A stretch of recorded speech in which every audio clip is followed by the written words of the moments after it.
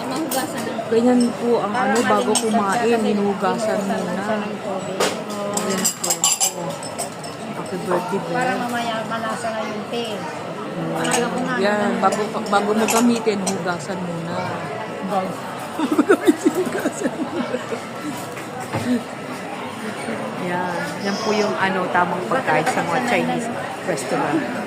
Yayaman. Ganyan. Yan. Ganyan mo ito. Yan. Ganun pala yun. Alam nyo na. Ayan. Mamaya nandyan na kami sa kanina. Ayan sila. Ayan mga kasama ko. Namulangot ako.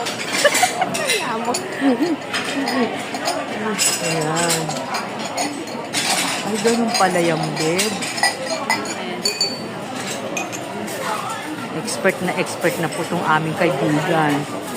Yan po yung mga gamitin namin, ano, gamitin namin paano. Sa akin, salamat. Ayan.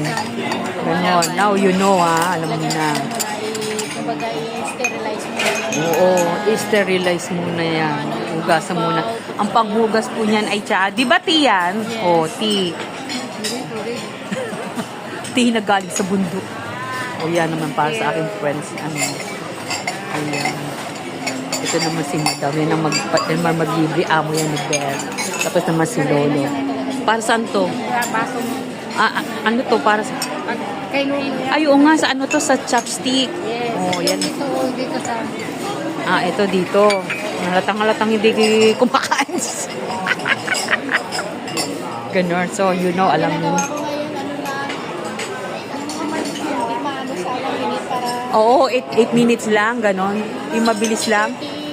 Seconds? Long video ko na yung mga 30 seconds. Oo. Kasi iba ngayon. 8 minutes nga lang, minsan. 5 seconds lang. Ay, ano na yun. Na-edit mo. Oo, na-edit. Saan ka nag-edit? May bahid na kasing CapCut eh. Hindi na ako mag-ano ng kapkat kasi May bahid na. dati.